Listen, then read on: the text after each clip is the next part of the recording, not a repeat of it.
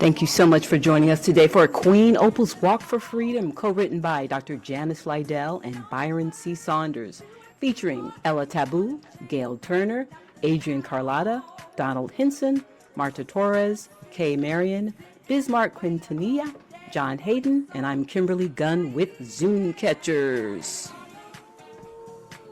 We are now going to move into our moderated critique session.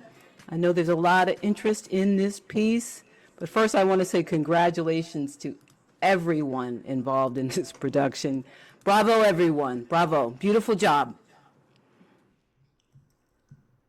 I'm going to hand it over to Garland, Thompson, Garland, Joy, and Garland, and Byron, and Janice, and Walter. Everyone, please come to the stage. Thank you so much, everyone, for being here. We really appreciate it. And Garland, take it away, please, sir. Thank you, Kimberly. And a big round of applause for Kimberly Gunn, one of our executive producers and our stage manager and our tech mistress, our tech master mistress, I guess you could say. So thank you very much. Thank you again to our entire cast, to our director, to our playwrights, to our composer. Thank you to everyone involved in this production, both in front of the camera, behind the scenes, to bring it here today. This is a brand new work, a very exciting new work about an incredible story that is still ongoing to this day. But the incredible story of Dr. Opal Lee and her walk, her march for freedom, that is still yielding dividends. So what we're here to do now is we're going to talk about the play. We're going to have a critique session, a moderated critique session here. And that is what we do here at the workshop. This is a new work. This is the first time it's been out in the wild. First time anyone in the public has heard anything that was heard and seen today. This script is completely brand new. This is actually the first time in public that the playwrights and the composer, the creative team behind this, have had a chance to hear this work all put together all in one. So what we are here to do now is we're going to have a brief period, about maybe 30 or 40 minutes. We'll see how long the conversation lasts. We want to have a conversation about the play. This is a moderated critique session. This is a format that the workshop pioneered many, many, many decades ago. And this is what we call a moderated critique session. Now, I use that term very specifically. Today, usually post-show discussions are called talkbacks, which is fine. But talkbacks, there's a little bit of a difference between that and a moderated critique session. In the talkback, there is a lot of asking of the creative team, the people on the panel, the people behind it. What did you do? How did you do this? A lot of 20 questions there. Our format is a little bit different. This is a chance for the creative team, our playwrights, Dr. Janice Liddell and Byron C. Saunders, and our composer, Walter Bland, Jr., to hear from all of you, to sit back, to take notes, take copious notes, hopefully, to take notes and get your feedback so that they can take it back as they continue to work and develop this piece. This is the early stages of this piece. This is very much like a newborn here that we have. This is an infant. Now, carrying on with that metaphor, as with any parent, no parent wants to be told how to raise their child. So we're not here to hear comments like, well, I think you should have had this character say this, or this character do that, or something like that. Those can be wonderful ideas, but those are actually ideas that you should put into your own play. We're not here to tell them what they should do with their characters, how they should do it, but we are here to get your honest feedback, your honest reactions as to what you heard and saw. We keep this constructive. This is all friendly. We want this to be positive so that they can take your feedback in and they can take it back into their lab as they continue to develop this and make this show even better as it goes on the road to the end goal, which is actually not the end goal. It's actually more of a beginning goal, but one of the end goals, which is all the way to Broadway, beyond educational classes, schools, and beyond. The sky is literally the limit, but they need to hear your basic feedback. What did you think about what you just heard and saw? Okay, so those are the ground rules. We'll keep your comments concise if you can. We've got a lot of people here. I also want to thank everyone who came in the audience, all of our viewers today. We had 134 viewers watching today's reading, today's presentation. Thank you to everyone. And we still have over 100 people here for the discussion. So we want to be able to hear from as many of you as possible. Please feel free to put your comments in the chat. You can use the Q&A function here in the webinar to post your questions. We will read those comments, we will read your questions, and we'll do your best to get some answers.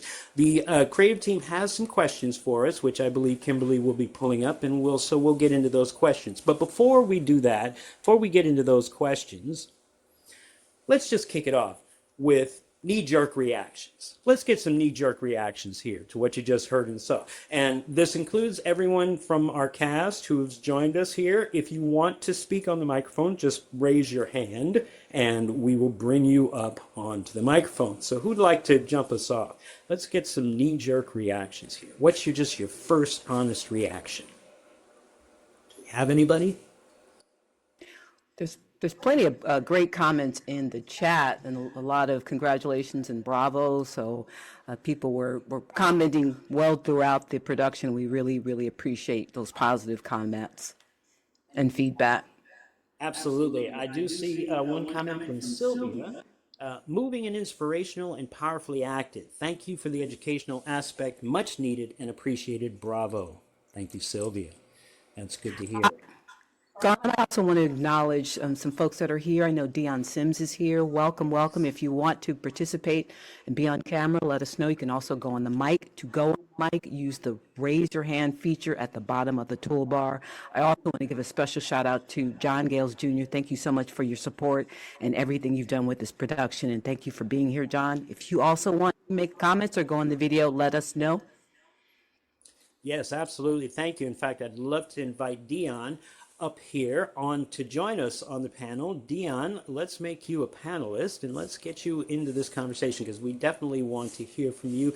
Dion, for those of you, I'm sure many of you know, but Dion is the granddaughter of Dr. Opal Lee, and we hope to hear from her. And I know one thing I'd love to know is Dr. Lee here? Did she get to hear this and see this? Is she here today? Dion, you have to come up and tell us. Also, shout out to Rayshawn. Thank you so much for being here, Rayshawn. Yes, indeed. And Marion Eastman, thank you so much for being here. John Gale, feel free to join us too. We can make you a panelist as well because we'd love to hear from you as well. John Gale has been definitely a driving force behind this. You know, we can also hear from the playwrights.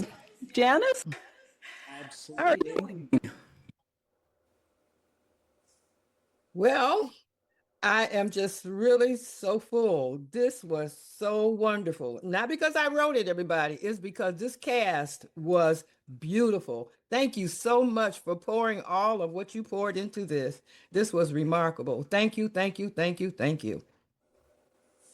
I ditto that too, because the labor that went into this, folks, is a year ago. 1 year ago, we were invited and flown down to Fort Worth, Texas, the year ago in November 14th through the 17th.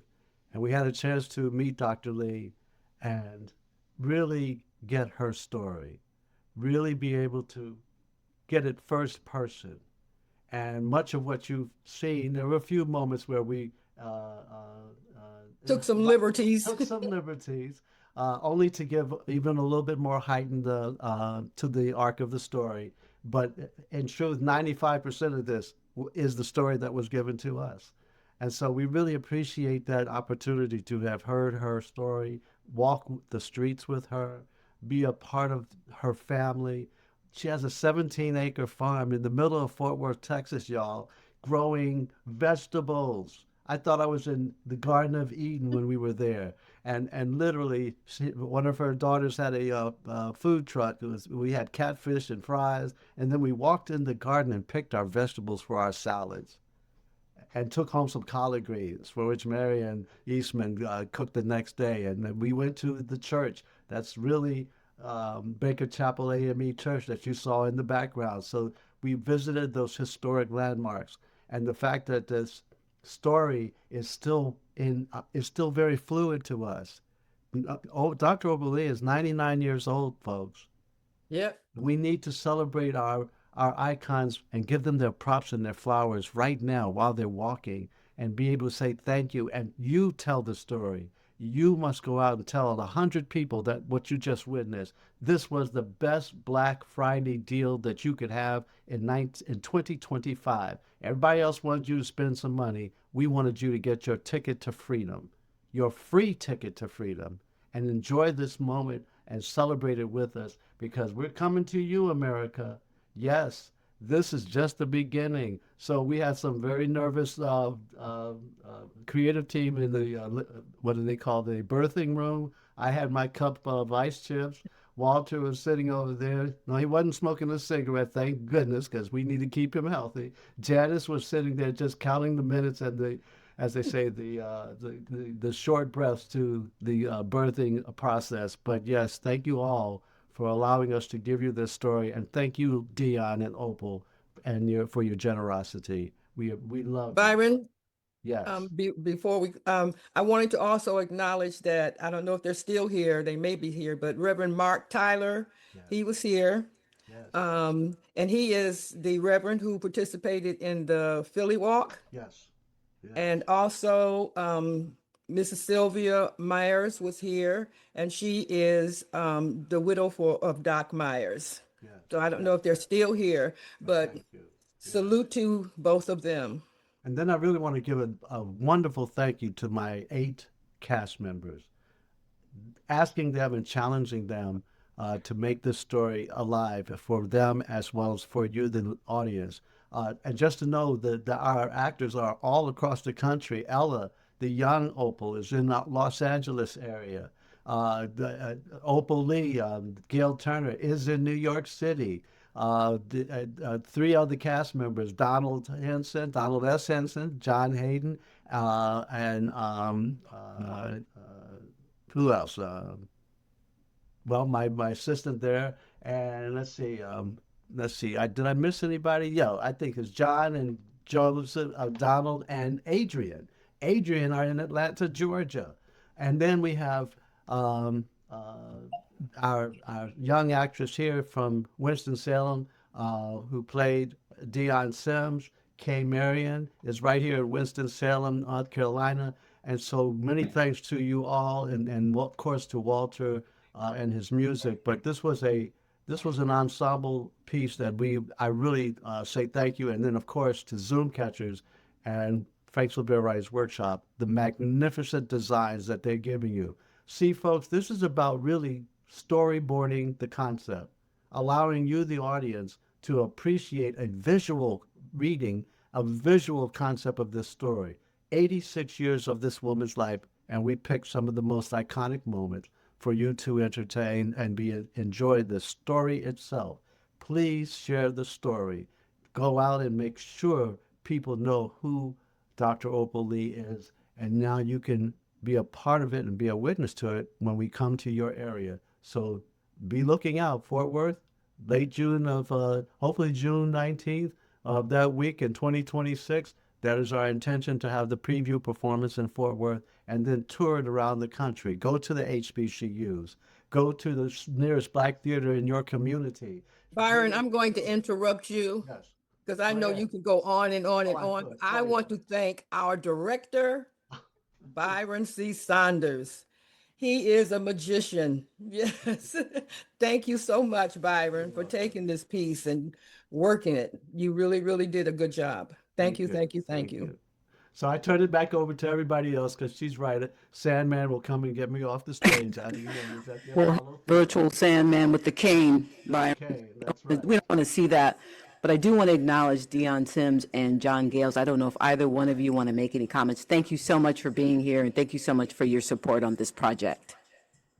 Hi, Dion. Miss Opal isn't on, but just to see and to hear the script with the live voices made going through it a lot easier. And to feel the passion, Miss Gail, you are definitely an embodiment of my grandmother's spirit and how she would have face those challenges, especially like the part when she came home right before graduation. I was about to quit. I like how, and again, that was, I think, a great creative license, Janice and Byron, to show the struggle, because she makes it sound as if, it was a walk. It was just, those are just years of her life. But you guys actually put a human story to something we've heard all the time. She went to Wiley after having 4 kids and graduated, and came on home and started her life. But seeing that part, that human part, was really, very good, and I would really appreciate it, because to have been a mother of 4 and then to leave them and go back and correct a misstep. All right. And it's just one thing that I've always said is that God has woven the tapestry of her life, and you guys have been able to put that tapestry on display. And so being able to see that part of her life, that kind of gets overshadowed by the grandmother of Juneteenth and all that she's accomplished now, we don't see the person a lot of times. And so this part of being able to see the person and the things that made up, the tenacity that she has, right? And giving my great grandmother Maddie such a prominent uh and she credits her mom quite a lot. When you guys were there when you talked to her, and we were recording that. She does credit her mom for being her backbone, and and forgiving her for her stubbornness and strong-headedness when she was 16, right? So I thank you for putting a human being to the hero story of the grandmother of Juneteenth, right? So I really do appreciate that.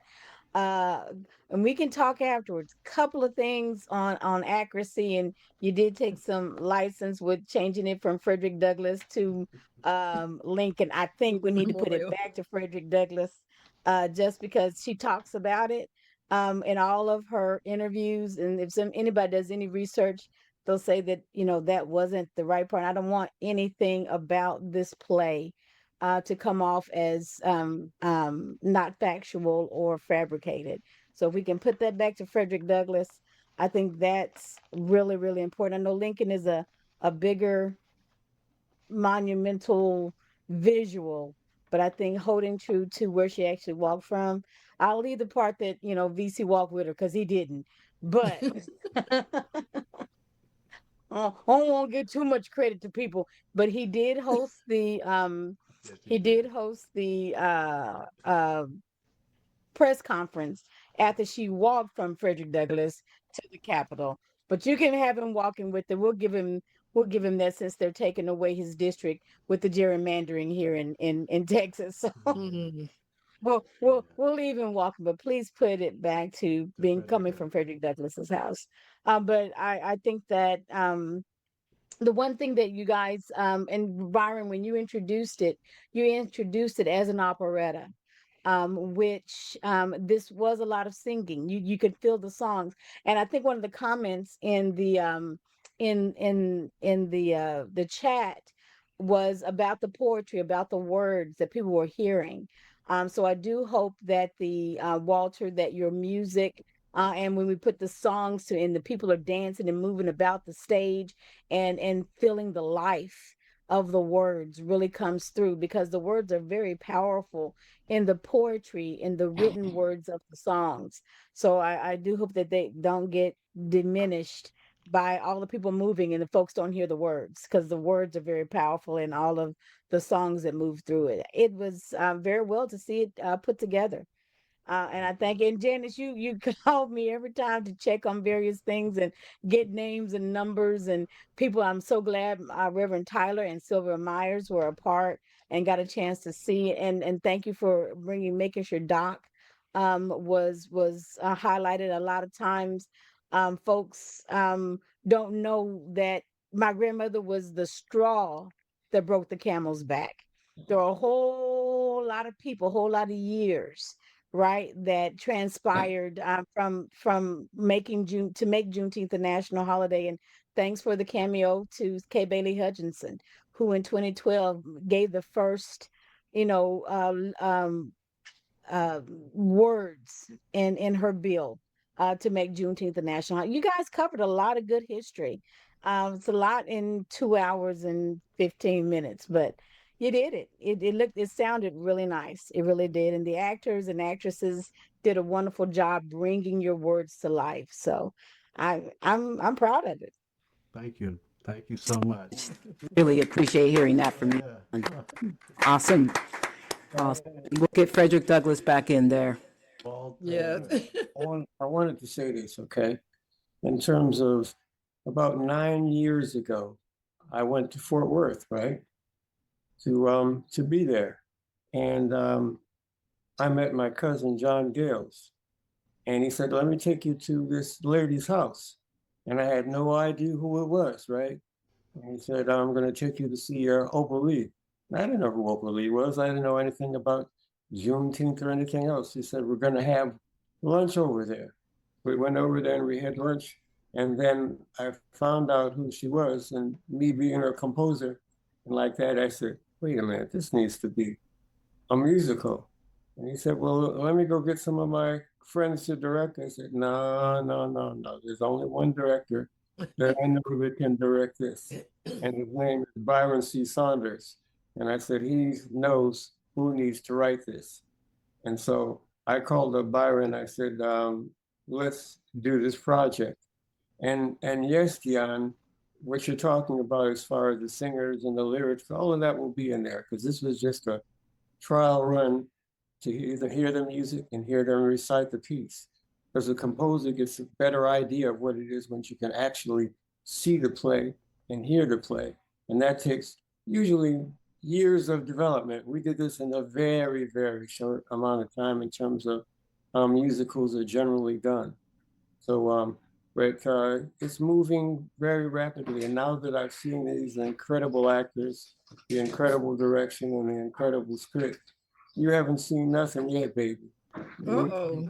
All right now. Wait till we get back in the laboratory, you're going to hear something else in terms of composition and orchestration and working with the lyrics. So that's really what it is. I needed to see this to get sense of what it is in real time, as opposed to on a piece of paper. That's not the same thing as seeing people act it out. So all of that will be in there, and the words will not be lost, because you're right, they are amazing, amazing words, because Janice Liddell is an amazing, amazing, amazing writer. Yeah. And I want to work with her for as long as I live on whatever project that she wants to do. Oh. I also want to give a shout out to Dr. Marta Torres and Bismarck Quintanilla, who actually live in Dallas-Fort Worth area. It was important to get local people involved. And I want to thank Curtis King over at his theater, because he recommended Academia Theater for I could get Latino actors and actresses. And she delivered. I got to say, big shout out to them, because this is important, folks.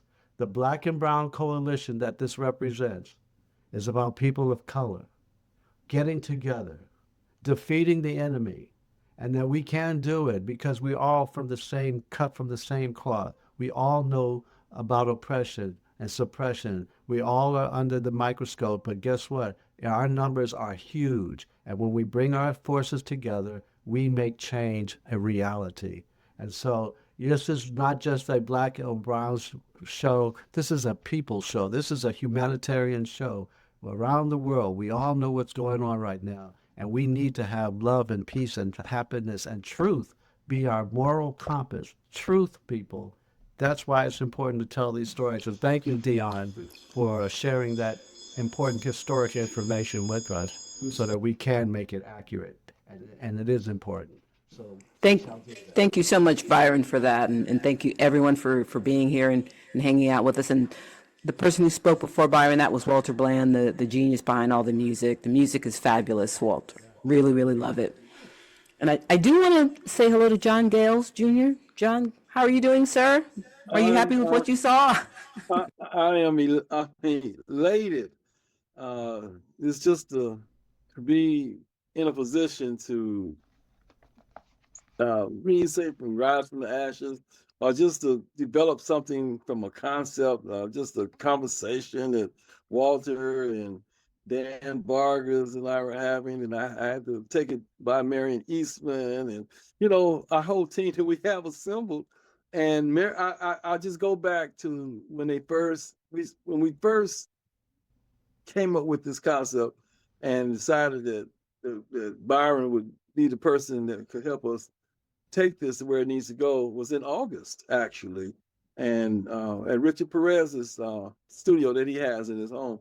And we knew then that we were going to have to bring the playwrights here because Marion Eastman insisted on it. I mean, she wasn't having it. And so we found a way, financed their flights and rooms and food and transportation and a whole lot of coordination, a lot of things that I do behind the scenes. You probably never ever understand or hear what I'm doing, but I'm doing a lot. And just to see it all come together and to see it beginning to take on form and shape.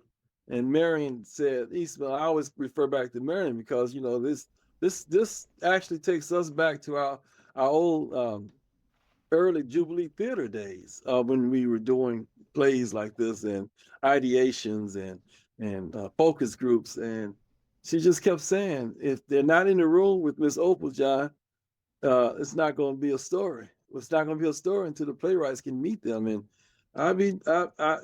man, we spent 4 days, a 4-day retreat. I thought we was gonna wear Miss Opal out, but she wore us out. I can remember Byron a couple of nights. Take me to the room, John. Take me to the room. He was toast, but Miss Opal was over there just ready. What we doing next? But yeah, I'm excited. The Frank Silvera Writers Workshop. You first came into the scope of things. Just a lot of uncharted waters that we're dealing with. I don't think I've never been a part of a production like this from scratch. I've done a lot, but not to where have some type of influence on it. So I'm excited. I don't have anything. Don't want to start naming names or forgetting people. We do have a general manager. We do have a lot of things in place that will infrastructurally wise take this to where it needs to go. And so thankful for Dr. Opal Lee and Dion and Promise and Joe and Renee and just the whole family. I don't want to leave anybody out, but it's just the reception and knowing that we're extended family, basically. You start talking about the Gales family and my dad and my grandmother and aunties and uncles. It all fits together. It makes for a solid story, and everybody relates to it in some kind of way. I'm 63 years old this year, and I know nothing.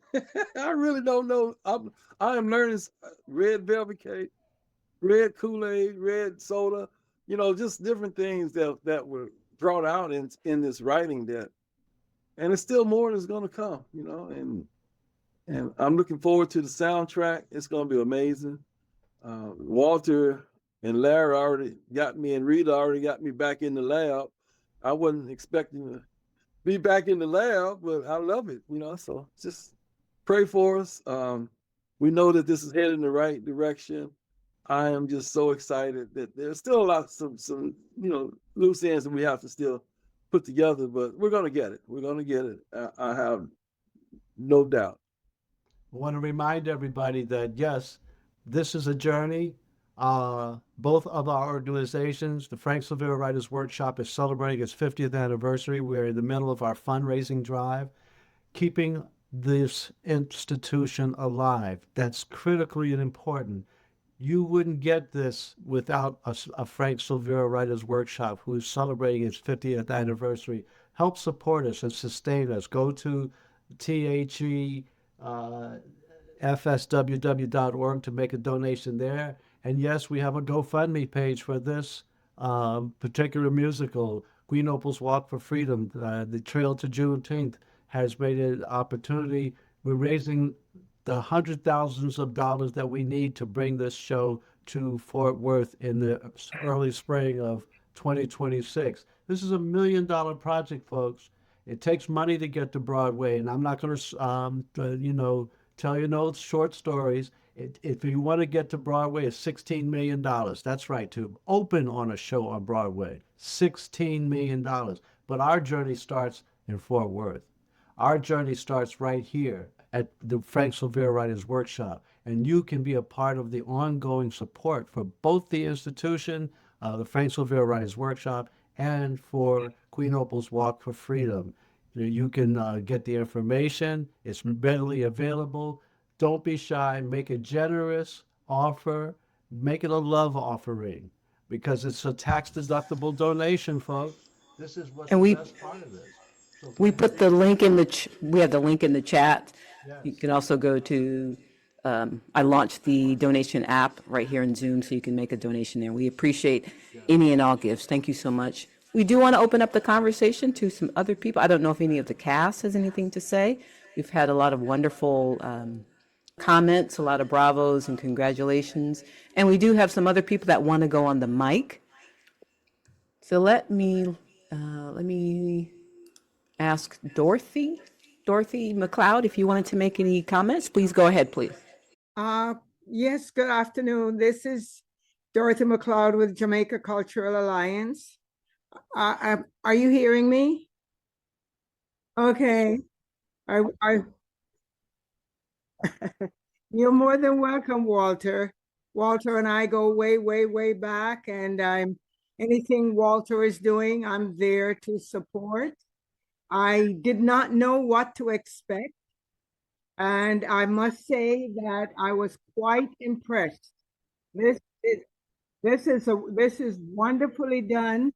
I love the whole idea of the poetic sound, and I can visualize what will happen with dancers on the stage. And I don't believe that the dancers will overpower any of these words. They're so powerful, and it is such a well-needed piece of history that especially our young people need to hear. So congratulations, you're on the right path. And whatever I can do to help get the word out there and to support what's being done.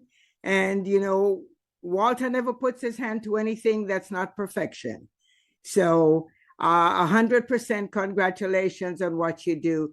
For me, it ran a little long, but I know it's all going to get tightened up. I understand how readings go and all of that. It'll all get nice and crisp.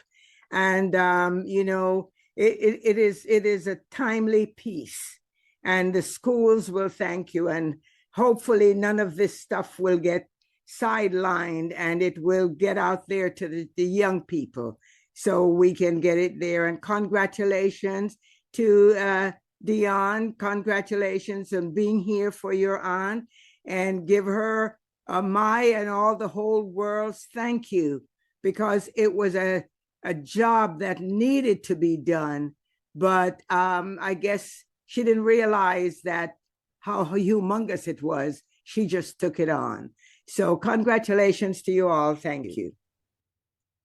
So much. Thank you so much for the comments. And we have a couple more people. Sylvia Holmes, if you're able to go on the mic.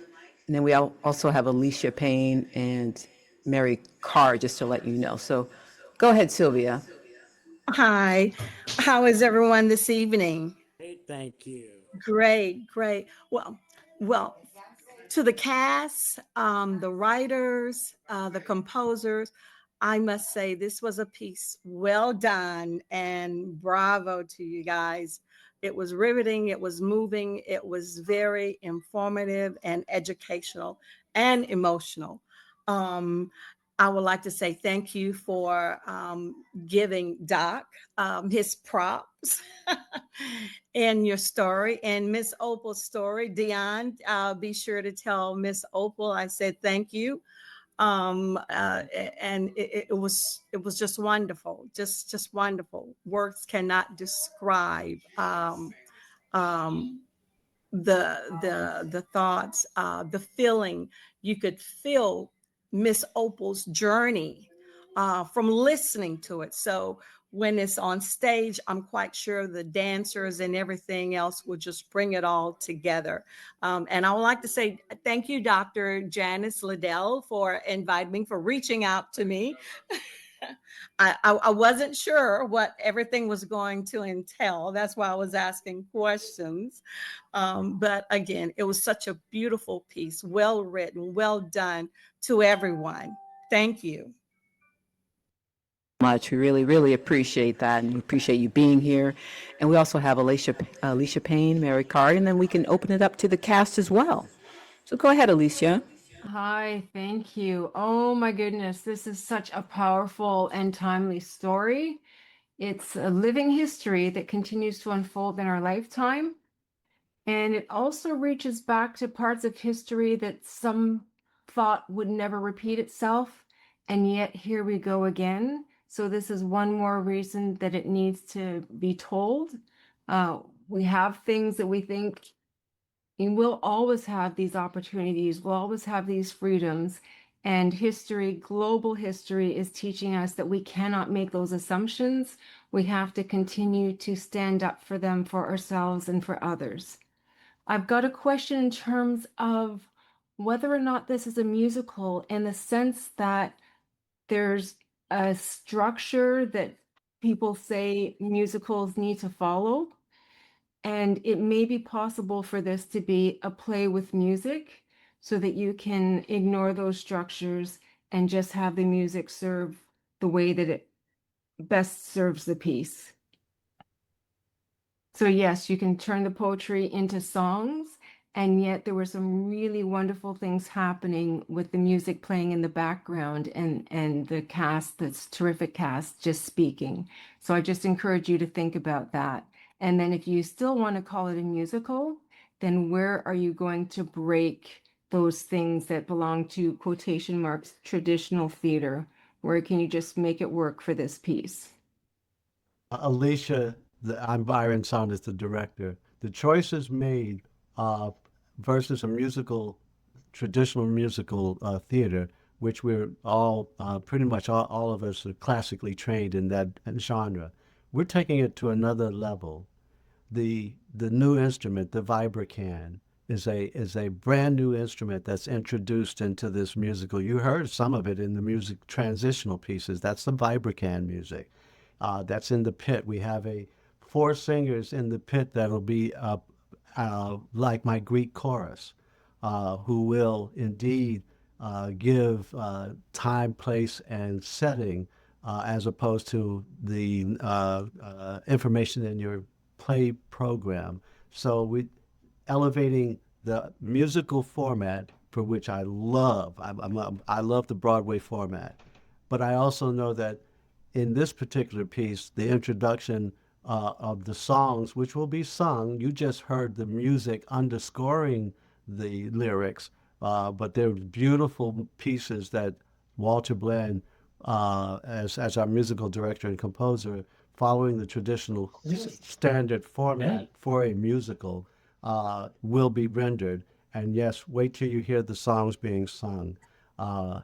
And the other day, when we were literally going through this technically, I commented to Kimberly saying we still following much of the tradition of a typical musical, short, not a lot of dialogue leading up to the music, which is what we were trying to give you an indication with the lyrics being read, but the musical underscoring it, so that the next phase, Walter will create the lead sheet for my singers, work with the singers to prepare them for the full musical formula, singing the song with the lyrics and the music coming together.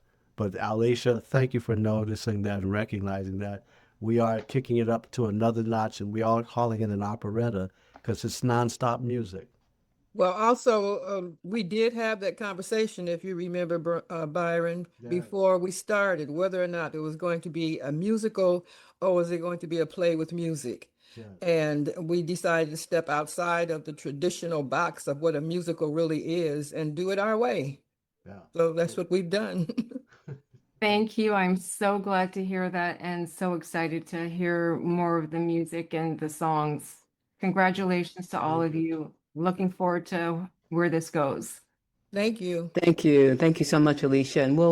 And someone says it sounds more like a Reader's Theater featuring poetry, dance, and song rather than a musical. Just an observation based on commentary. John Simmons says the story was incredibly delivered with such passion, and the music helped capture essence of each scene. The musical production definitely gave the story a great energy. I can't wait to hear the accompanying soundtrack for this production. Congratulations. May God bless this project and all those involved. Broadway. I love it. Okay, no, Mary. When you're ready, Mary, just hop on in.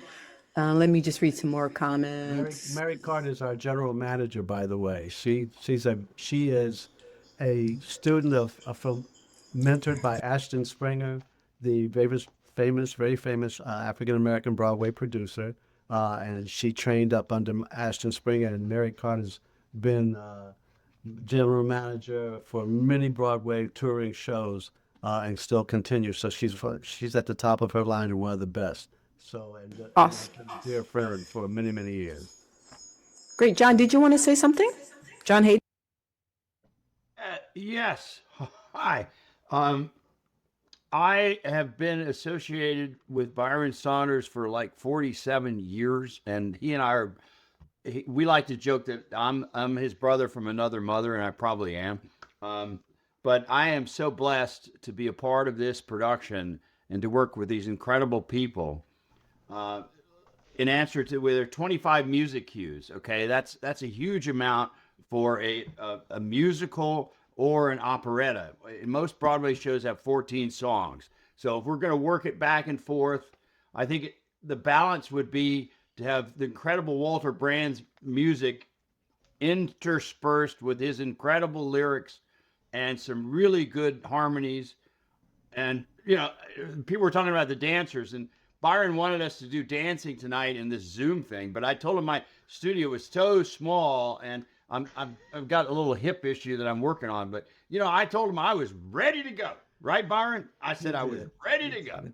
You did. But Thank you, John.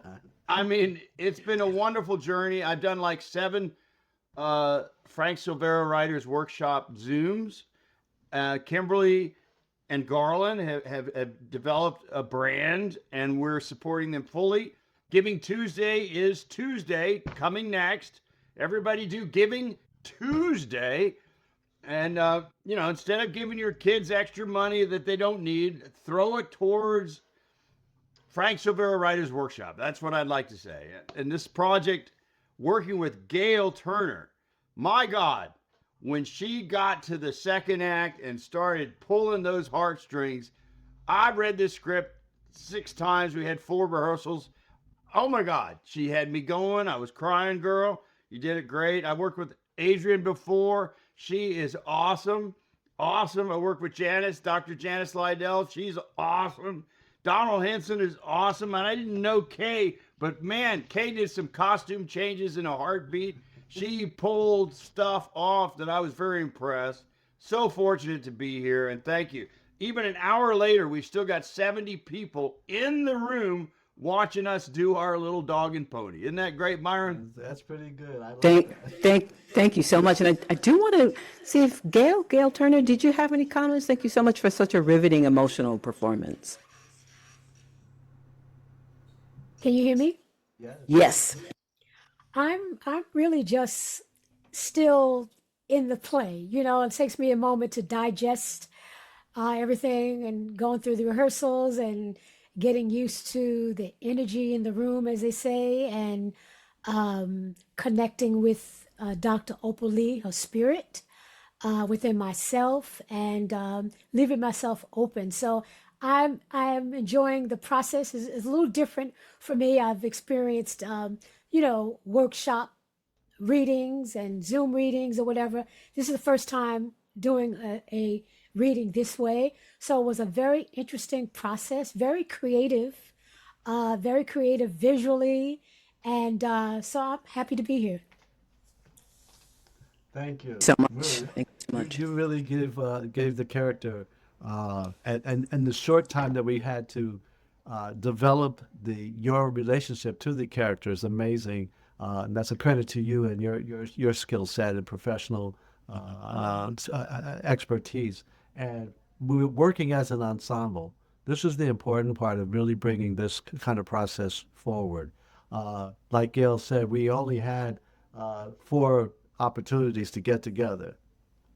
2 rehearsals that were 3 hours each, and the other 2 were 2 hours. So principally what you're seeing is the talent that's here, a part of this journey. And that's why I'm very proud of the 8 that I selected, because I knew that they could bring their A game to the table and give life and breath to these characters. You have to really understand, folks, Walter, Janice, and I have been hearing these voices in our head for a year. And now to see it really come to fruition, hear them in a 3-dimensional, 4-dimensional concept, storyboarding it, making it possible for you, even the audience, to be in the space with us. And your comments, your critical analysis are very helpful to me and Walter and Janice, because this next phase of rewriting is part of what the Frank Silvera Workshop is all about. So I turn it back over and thank you, Gail. Thank you so much. And I don't know if, let's see, I want to read a couple of comments that were put into the Q&A. Rosetta Ross says, I really appreciated the performance of Gail Turner. The attitude and oomph made the character very believable. Love that. Someone says, I agree with another comment that Sylvia had made. And then I don't want to butcher this person's name, but Shafa says, will there be a curriculum guide for school groups? I don't know if anyone has an answer for that.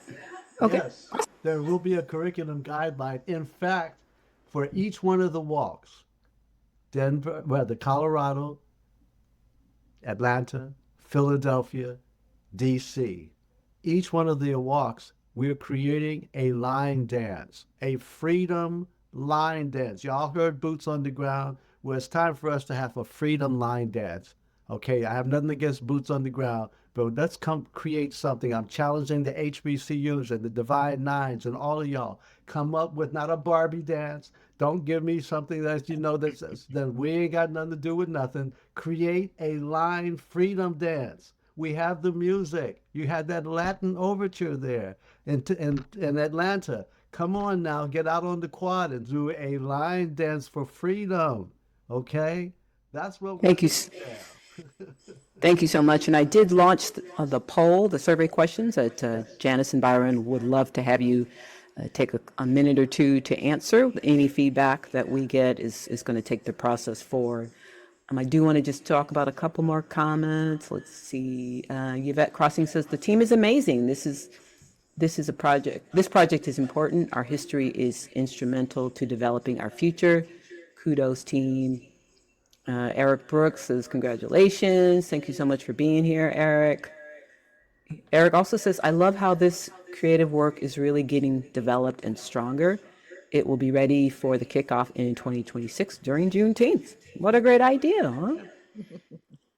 Awesome. Garland, do you want to have any comments or any more questions? A couple of other comments here. John Simmons posted in the chat, the story was incredibly delivered with such passion, and the music helped capture the essence of each scene.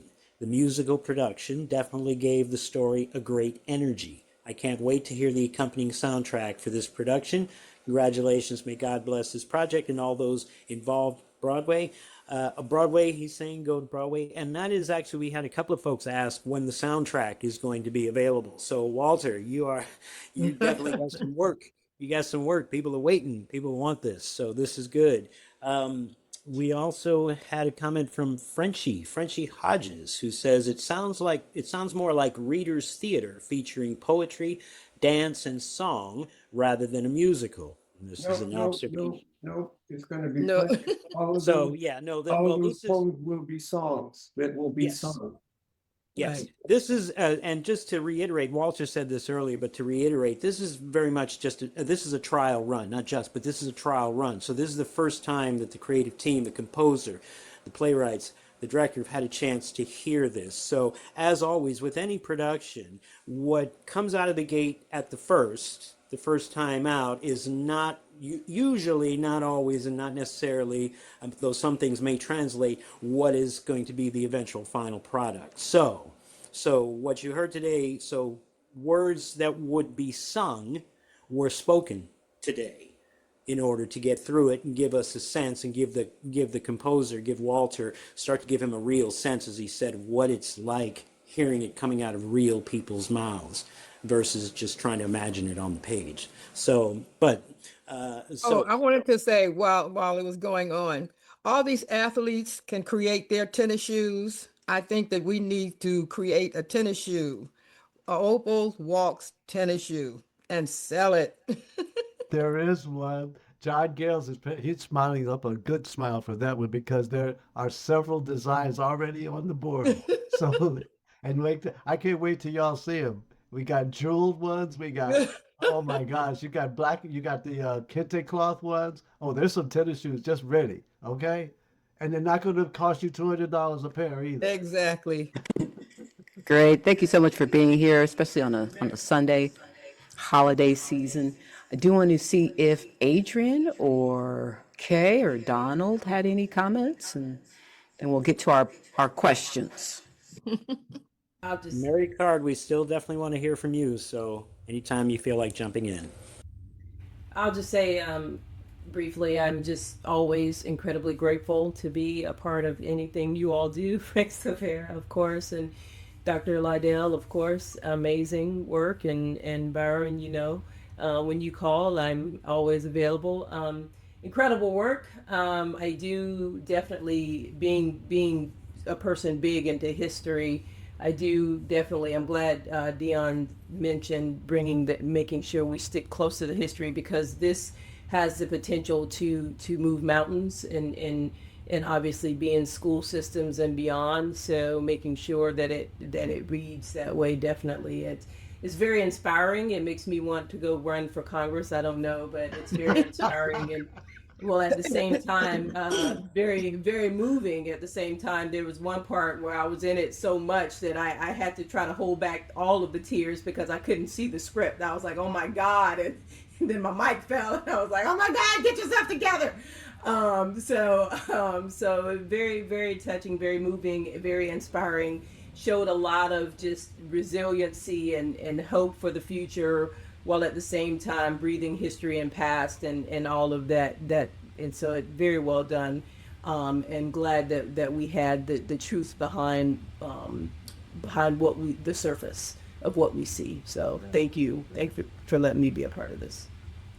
Absolutely, Adrian. We are always very pleased to have you on board. Adrian has done a number of readings with us now, and she always brings the fire. So we like that. We like that a lot. She is right there with us. So thank you, and thank you very much for your work today, Adrian. Great job, very much. Mary Card says she's having some problems with her speaker right now, but she thanks everyone for your performance, and she also thanks the Frank Silvera Writers Workshop and Zoomcatchers for bringing this production. Thank you, Mary. We'll be speaking to Mary, of course. We'll be speaking to her, but it's always a pleasure to hear from her, and such a pleasure to have her on board and on the team as well. Long history she has, and we have many connections. Ashton Springer, who Byron mentioned earlier, was a good friend of the workshops and my father's, so we have a definitely connection there. So thank you very much. Garland, I got a shout out from my sister, Leslie Saunders, who, by the way, wrote the lyrics to Walk Like You Talk, the next to last piece that Opal gave. That's the song. It's a beautiful song. And she wrote this. She said, just last week, Mackenzie Scott made a huge contribution to HBCUs. Some schools got as much as $70 million. That said, please consider approaching her about helping to fund this project. She definitely might be interested in ensuring that it is featured at all HBCUs. So John Gales, you got your marching orders. Mackenzie Scott, the wife of her husband Jeff Bezos. So come on now, get her information. Get her information. Right. You know I'm in. She's easy Awesome. to get to. Great. She's easy to get to. So come on now. This is how we make this happen, folks. That's why those donations right now are so important. You know what Tuesday is. It's Giving Tuesday. Don't let this be your last moment. Stop and make a contribution, a love offering to both the workshop and to Trails to Juneteenth, raising funds to produce a Broadway musical, raising funds to keep an institution that's 50 years old alive. Thank goodness for the workshop and its 50 years, and Frank Silvera and Garland Sr., Garland Jr., Morgan Freeman, Gretchen Cryer, all the folks, Billy Allen. I mean, all of the people who put their blood, sweat, and tears on the table for us to have a moment like this. That's why we do this. Thank you so much, Byron, and thank you so much, everyone. Let's see, Don, I don't know if you want to make your comment on the mic, or do you want me to just read your comment? Well, yeah, I just wanted to piggyback. What I wrote was I'm a retired New York City public school educator.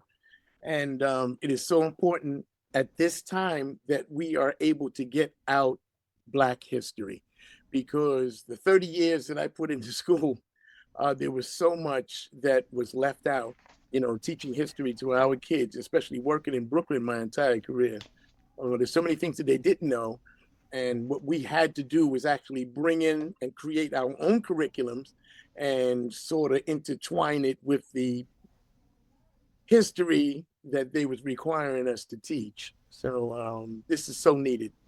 We need this, especially since we're probably gonna have to start doing some after school or maybe even some educational schools at our churches, which I think that's the way we can actually, target more Black history. But that's it. Can I just speak to piggyback on that, Don? I have a website and I want everybody to go to it. It's www.blackfacts.com. Black Facts is spelled BLACFACS.com. It has lots of history and it's free. So please go on and check it out. www.blackfacts.com. Excellent. Thank you so much, everyone, for still hanging out. We still have about 40, 50 people in the room. We appreciate you being here. I am going to just give you another minute or so to close the survey. So if you want to get your responses in, we do have plenty of people that have responded. So just take your time on that. And this is Kimberly. I want to give a special thanks to Garland. I said to him about a year ago, I said, Garland, the workshop should be doing musicals. Here we are. So I really appreciate you taking a risk. It was a risk doing this, but it paid off. So congratulations again, everyone. Very, very happy.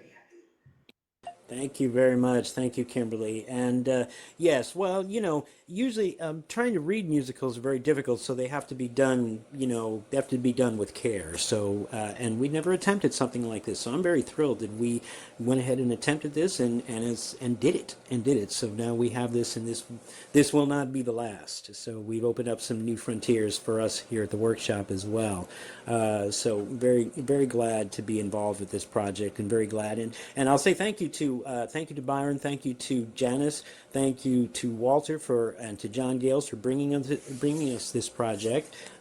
Very grateful to be able to work on it and want to be able to want to see it through to wherever it's going to go. This is a piece that I think and this is a story that has very much legs for all the reasons that have been articulated here. And there's a great need for stories like this. There's a great need for this history to be out there, not the least of which because Black history is not just Black history. Black history is American history.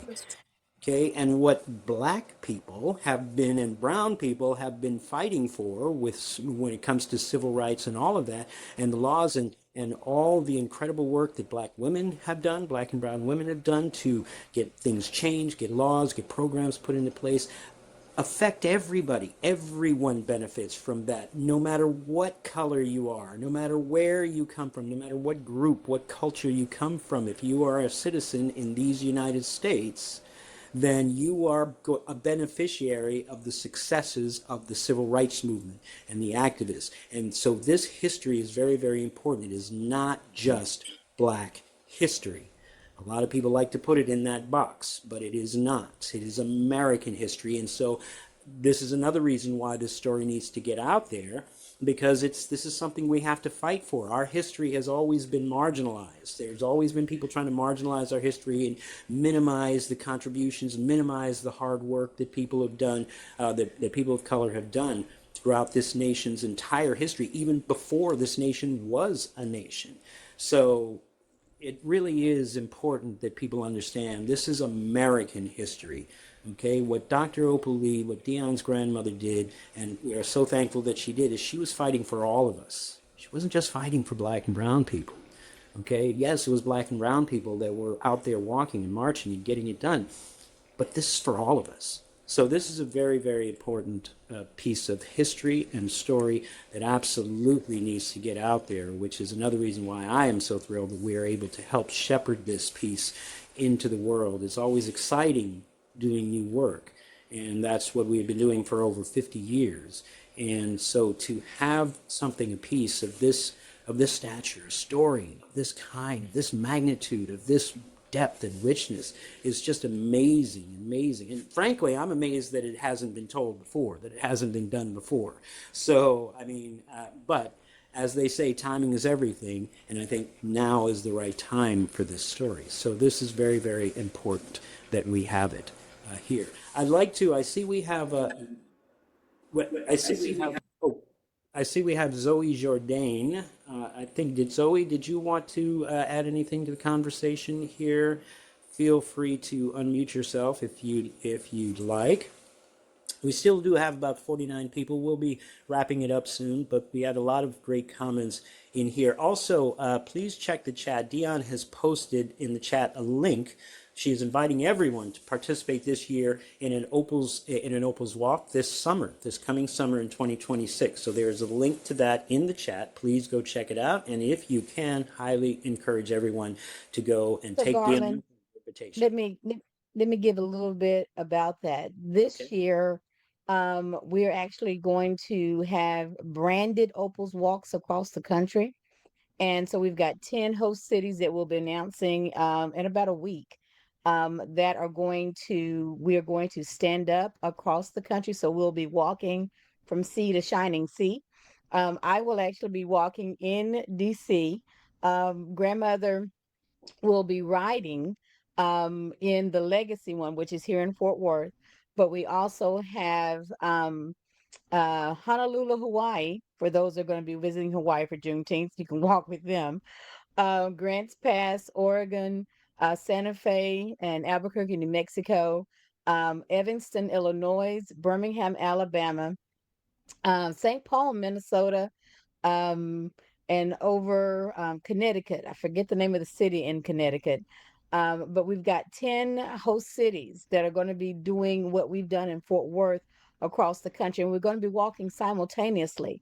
And then there's still the virtual component, which is if you can't get to any one of those 10, walk where you are 2.5 miles, with your t-shirt, showing and posting on social media, going live, so that the nation sees how important Juneteenth is. And if we have the play in Fort Worth in 2026, it will all culminate beautifully in having the walking, having the play there. So lots going on. This is the 5th official year of legislation, and America turning 250. It cannot be overshadowed by the fact that Juneteenth cannot be revoked by executive order, and we've got to celebrate that freedom. And maybe that's one thing, Janice and Byron, that's missing in the walk. Her 2 things that she says: we need to celebrate freedom from the 19th of June to the 4th of July, right? Because July 4th freed the land, but Juneteenth freed the people. So if we can get those 2 quotes in there, especially around when she's walking. Now, she didn't say those things when she was walking in Philadelphia, Colorado, or DC, because these are post it becoming holiday. So maybe around the time when after the signing would be a good place to put those 2 things. But July 4th freed the land, but Juneteenth freed the people.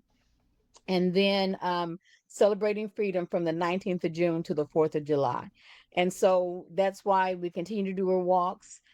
People ask, why, are you still walking? Why are we still holding walks? Because we're not free yet. And what we're seeing in the country now, it shows us that we're not free yet. Matter of fact, we're going backwards. So we have to continue to walk. We have to continue to make folks aware that Juneteenth is a unifier, that Juneteenth celebrates freedom for everybody. And so by participating and being a part of the walks in any of the 10 cities, if those are, if you know folks in those, but then walking virtually. And the second link that I posted is if you haven't got a copy, an autographed copy of Miss Opal's Juneteenth, the children's storybook, please order one. Since her hospitalization in May, we've not had her signing as many books. There you go, Byron has his. So to get an autographed copy of it, we still have some in stock, but it is an awesome piece of history to have. Byron, turn around and show him the picture of her and the president. That's on this page here. Let me see.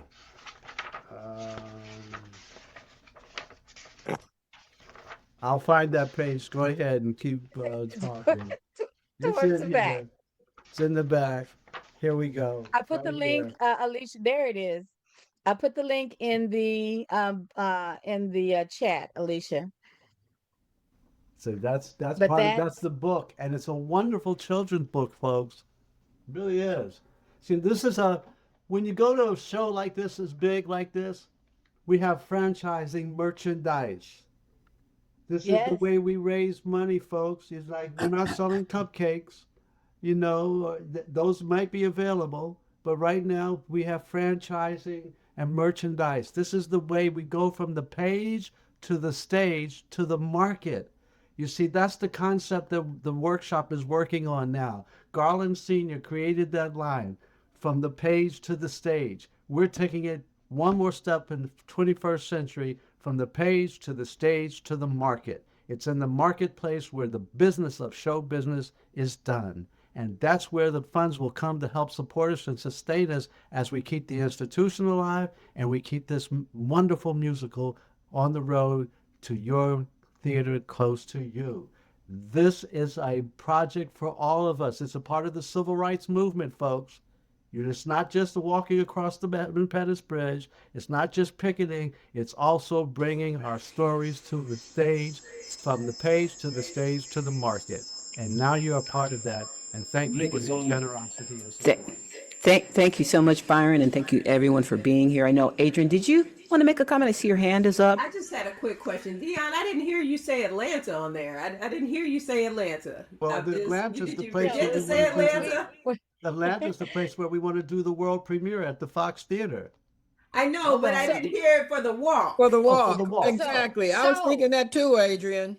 Well, and so what we're wanting to do, we took 10 cities this year, the ones, because we did reach out to Atlanta, but we want to have all 50 by 2030. So we're going to have a simultaneous walk in all 50 states, but we couldn't get a group to be our feet in Atlanta. So is there still time? Yes, there's still time. In fact, I'll make a pledge right now, Dion, because it's all started with the Apex History Museum in Atlanta on Auburn Avenue. You got Ebenezer and the Martin Luther King Center for Social Change on one end of Auburn Avenue, and on the other end, you have the Apex History Museum. And we will get that march for Atlanta, and let's start it with the Apex Museum and bringing you and the family back to Atlanta, because Dr. Crossing's visual painting, which was donated to the foundation, is going to be hanging in the atrium of the National Juneteenth Museum that's in Fort Worth. And of course, we'll be traveling across the country so that you will want to buy a print of Dr. Crossing's artwork. It's going to be on sale. We're merchandising. We got a whole lot of stuff going on, y'all. We do. And then thanks everyone for still hanging out. We're moving on to gosh, the 8 o'clock hour in parts of the country. Really appreciate you being here. I do want to give people some final opportunities to speak. We've got Zoe Jardine has her hand up, so let's hear from Zoe real quick. Zoe's my assistant to the director and my general understudy for all the ladies' roles. So thank you, Zoe. Yes. Hi, everyone. It's so nice to meet all of you. I know I've been, kind of quiet. I've been here taking my notes and making sure everything was like running smoothly on my end and everything. So it's a pleasure to meet all of you.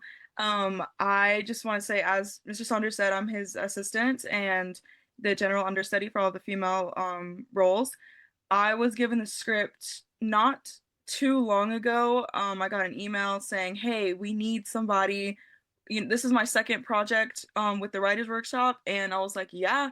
And after reading the script, I was like, oh wow, this is a really cool story. And then I watched through all of the rehearsals to get acquainted with all of the roles, and I was like, oh wow, this woman seems really cool. And then I googled it, and she was real. And I was like, because much like a lot of people, I wasn't sure who Opal Lee was, and doing my research and everything, I was like, oh wow, like I feel bad that I didn't know that. And and I think that it's really cool that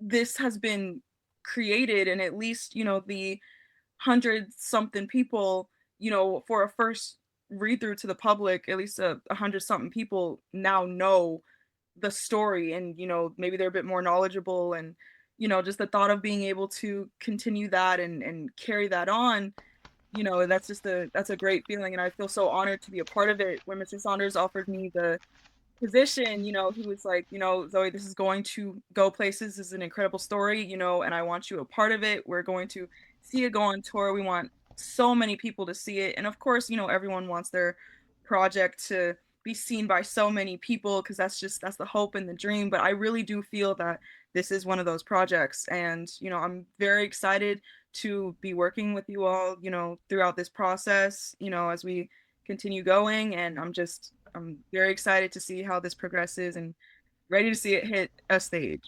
So, yeah. So much. And Zoe was also in one of our productions last season, Bars.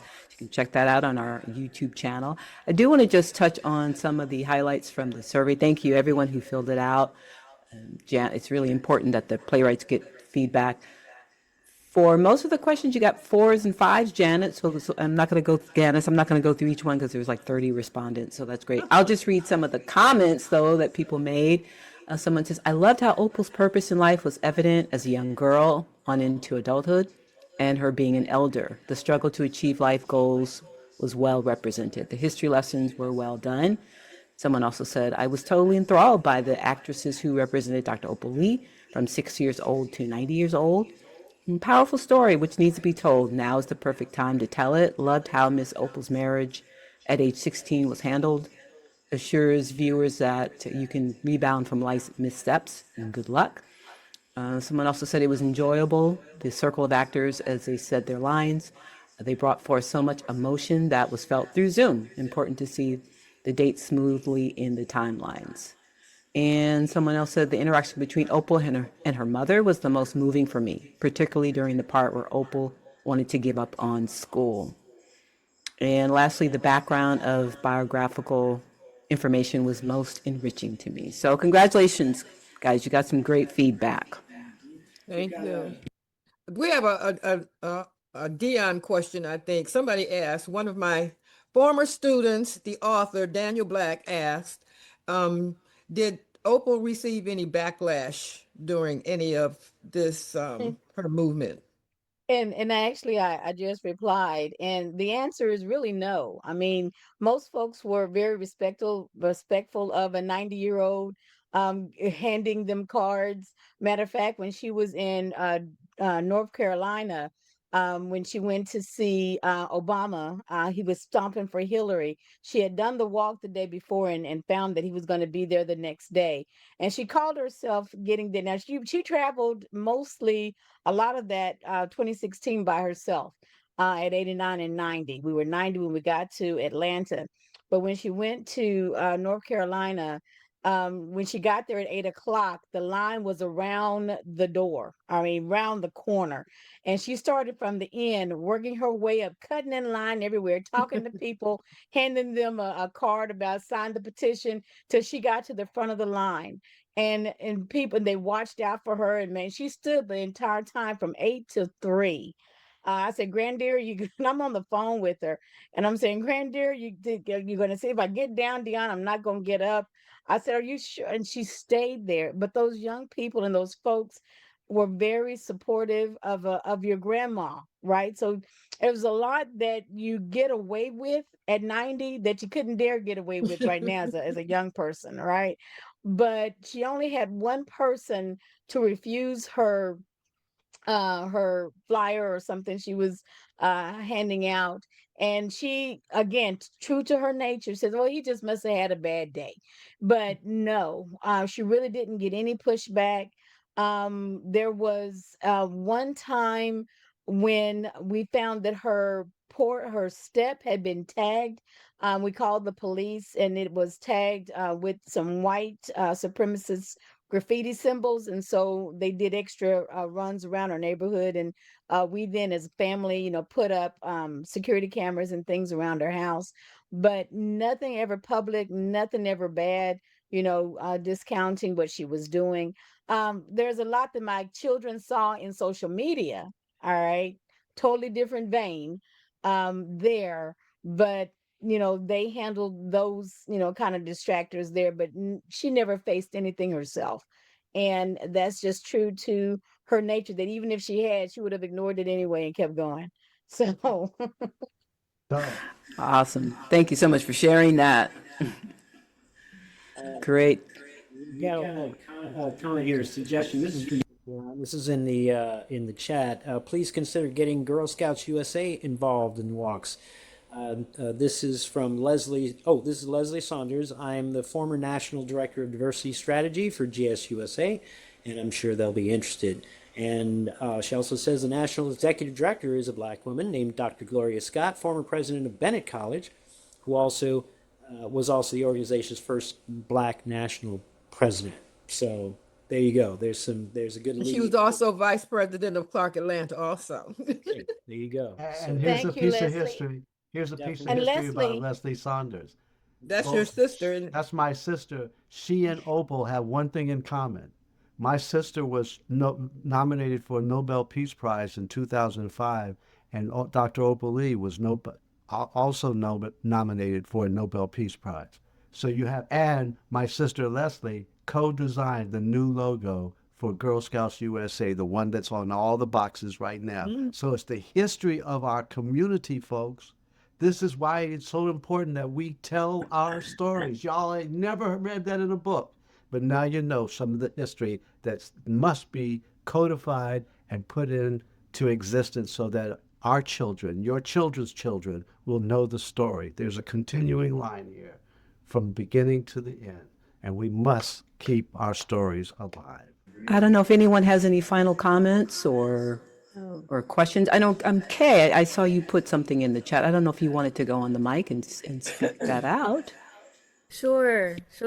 I had sent it privately to, I think the cast and the crew, everyone as panelists, just to say thank you so much for the opportunity and how grateful I am to be a part of the creation of this project. Dion, hey Miss Dion, it's nice to meet you. I've watched videos and things of you online, so it's kind of trippy, like meeting you, well, not in person, but virtually.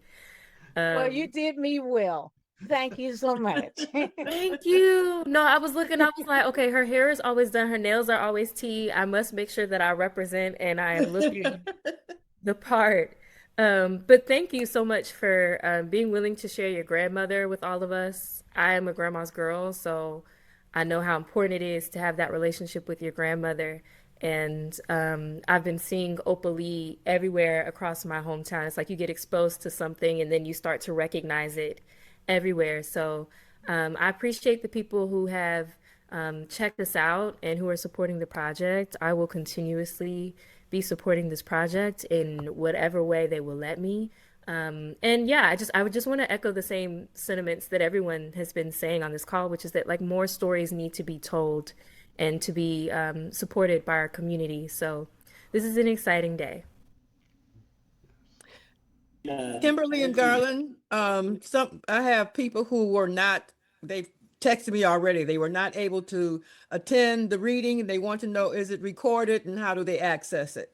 Yes, it will be recorded, and it has been recorded, and it will be put up online on the workshop slash Zoomcatchers YouTube channel.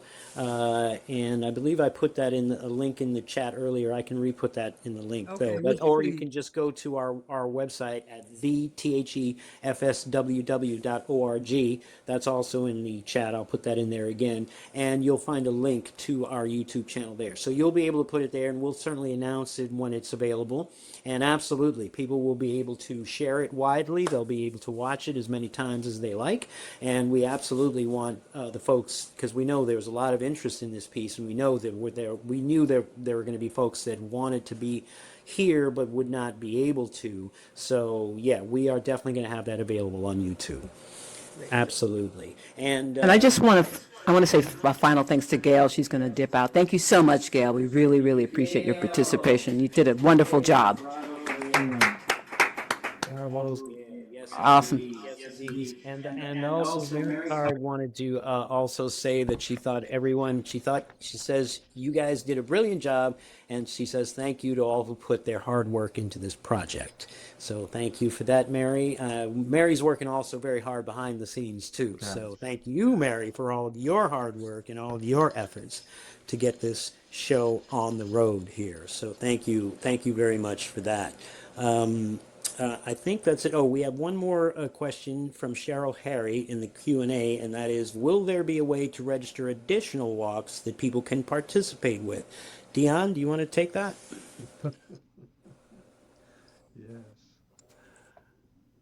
Yes. So right now, if you go to opalswalkforfreedom.org, you can nominate your city.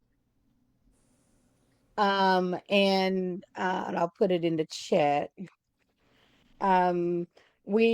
Because of funding, we've got to be strategic. Now, if you guys help me get, as we're trying to get funding for the play, I've got to get funding for the walk. So, but we're adding cities. And for 27 and 28 and 29, again, I want all 50 states by 2030. But the more that I get on now, the better it'll be for 2026. So if you go to there and nominate your city and give me your contact information, I'd really appreciate it. It's opalswalkforfreedom.org. Anything folks can do to help opalswalkforfreedom.org, anything that folks can do will be appreciated. Any donation, no donation, very small, every penny counts, every penny helps, and every share, every like, every posting about it, every emailing your friends about it, talking to people in your own local town, your local city, wherever you are, whatever groups you think might be available or interested. Absolutely, we want to highly encourage everybody to do that. I personally want to see something happen here in Oakland, which is where I am. So I want Oaktown to be the one. That's the one that I missed. So not Oakland, but it'll be in Los Angeles. Not Oakland, but Los Angeles is one of the cities. I forgot that one. Thank you. We were working with Oakland, but things kind of fell through on the boots on the ground for us there, and so Los Angeles is going to pick it up. But we did talk to them earlier, especially now that you guys have a Barbara Lee is your mayor. Yes. Oh, yeah. Okay. Well, Barbara Lee would be all for it. Absolutely. And absolutely. Yeah, and I've talked to her. I talked to her. So I you have. already know. Yeah, this year is a little bit of a transitional period with her just coming in and folks coming out. It's been a little nutty, so that makes sense. But I know Oaklanders, and I know Oaklanders would love to do a walk. They did. They reached out early. We thank Los Angeles for picking up the slack for California. We really do. But we definitely want to get Oakland in the mix for sure. Yes, sir. Not next year in 27 or 28. So I'm going to put that out there right now. Thank you. So yeah, and we will continue. We're going to continue on with this process. If there's any other final comments, because we want to wrap it up and let folks go on and have the rest of their Sunday night. Well, I would just like to ask people who saw it, write a review on Facebook, tell everybody about it, and give them the link when we get the link so that they can see the recording. See that YouTube Susan recording. Ross. Do a review. Do a review. Do a review. Susan Ross, Atlanta's premier Black photographer. Her and Sistography and Jim Alexander. Susan Ross says, thanks so much, guys. Susan, thank you for being here with us. You've seen this journey all the way through with us. And thank you. Keep those pictures going, because your history in photographs is so important and critical to the preservation of our story by pictures. You know, her official title is Photo Griot. That's right. She is the premier photo griot of Atlanta. So yes, this is how we keep this story alive, by being able to keep the drum playing, keep your ears to the ground, and like James Brown said, it's on the one, y'all. It's on the one. Come on now. It's funk. That's what it's all about. Thank you all so much for being here again for Queen Opal's Walk for Freedom. We have been super excited to see this piece come to life. Better than I had expected. And Byron, just a final comment for me, when you were talking about the creative team was nervous, like you were nervous. I was sitting here just hoping all those cues launched, and we did our job. So bravo and hats off to everybody. That's what prayer to the internet gods does for you, everyone. And please check the FSWW.org for our next readings and find out more about FSWW's online academy. We have online workshops you can participate in, and keep a lookout on when the link will be available for this reading. We appreciate it. Garland, I'll let you send it off. Thank you very much, Kimberly. A big round of applause for Kimberly Gunn, our reading series producer, our technical director, our mistress, master of technical, all things technical in Zoom, etc. Thank you so much. She worked very hard. I watched her every day working so hard on this, and so much love put into this. And thank you, of course, to everyone involved. A huge lot of love and round of applause for all of our cast members, our entire cast. Just really, y'all knocked it out of the park. Thank you so much. And with such a short rehearsal period of time, it's just truly amazing. Thank you for all you've done to bring this new work, to give this new work life, and to give it the energy it needs to go forward. Thank you to Dr. Liddell. Thank you to Janice. Thank you so much for taking this on. Thank you, Byron. Thank you, Walter, for your incredible music and your incredible lyrics. We cannot wait to hear them fully on stage and to see them in their full and hear them in their full glory. We thank you so much. Thank you also to John Gales. Thank you, because you're the guy who got this whole thing started when you brought Walter over to Opal Lee's house, and then it went from there. So, and hey, I'm glad you called my name. I've been over here waiting to say one more thing. Go for it, John. What do you got? Well, we're in the process. We were talking about funding platforms and everybody's situation. So we've got several platforms. GoFundMe was just our way to get started, but we also have the Zephy. We're going to have Kickstarter. There's so many different other platforms we're going to have, and I would like for you all to allow us to create a Zephy for each one of you. Whoever wants to participate in that, and Rashawn Lyons will be contacting everybody. But I'm sure that we're going to all pull together, make this thing happen. And yes, it did start back then when I said, Walter, you know what? I need you to be somebody. And because Dion and we were talking about the very first one we were doing, and that's right shortly after that's when we met Bernie Sanders and Danny Glover and Pharrell and we never looked back. So I'm excited, and I'm complete, and that's it for me. Thank you. Thank you, John. Thank you, John. Thank you so much. Well, will be eternally grateful to you for making that call, to Walter, getting it started and getting it going. And clearly, it was something that was meant to happen. I see we have one last comment in the Q&A from Cheryl Harry. She says, since it's the nation's 250th, it would be very impactful and quote unquote present to have many cities in the walk. Add the cities where she stopped, here in Winston-Salem, North Carolina. So there you go. So Dion, I think this thing has got legs. It's going to go. It's crazy. I know it. Believe me, I know from running a No, nonprofit. well, actually, I wanted all 50 states this year. That was my goal. That's And okay. so I've had to temper it back a bit because I'm a grandmother's child, right? And so for the again celebrating the nation turning 250, my goal was to have all 50 states with the walk, at least one. And then Trump decided to mess everything up with folks and they're scared and all that kind of stuff. So again, pulling back and making it, adjustable. My goal though is for this to be an annual event like Macy's Day Parade will always be an Opal's Walk in this nation. And that is my goal, and I'm sticking to it and growing it. So it's not a turtle in our hair. We're just gonna be like my grandmother, a constant, consistent drip of water that made the Grand Canyon. All right. And so the race is not given to the swift, but to the one who endures to the end. And so again, biting off what we can deliver in excellence, always in excellence, and then growing it, right? So if we don't do it this year, we still got time because it's going to be all 50 after 2030 every year. And then the territories. We walk in Japan the last 2 years, and they're going to walk again this year.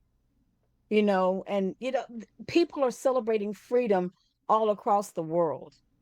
And when I went to Nigeria to receive an honor for my grandmother, um, they have a different way of seeing slavery than we do. But the idea of freedom and the resoundingness that Juneteenth means freedom was well received over there, right? So again, we can't just bottle it up and say it's a U.S. thing. Freedom is a human thing, and the world is needing to be able to celebrate that freedom of the human spirit, and that's what Juneteenth does. And so I thank you guys again for bringing to life her story in another medium. We're working on a documentary, but I think stage and sound are different mediums, and we need them all. Absolutely. Absolutely, Dean. You're so right. And we will continue to support you in that 50 states. That is a worthy dream. Keep it up, keep it alive. I'm right there with you. I had a dream about a program that I ran in Monterey County, and I wanted every high school to be involved. I still have that dream. I'm still hoping that's going to happen. I know it's going to happen one day. So I know it's going to happen here with you and with Opal's Walk for Freedom. I know we're going to have them in all 50 states. So, and we are going to continue to support you. We will we're going to continue to develop and work with John and Byron and Janice and Walter to develop this play and this project, because you're absolutely right. Theater, live performance has its own effect, and it's very, very important. So it can be very powerful. I see Dorothy, you unmuted your mic. Did you want to say something before we wrap up here? No, I was just motioning to someone across the room. Okay. Okay. Well, thank you so much, everyone, for being here and spending your Sunday with us. We really, really appreciate your support. Keep putting the word out and keep checking for updates. And we'll see you next time. Good night, everyone. Good night. Take care. Good night. Thank you all. Thank you. Good night. Good night.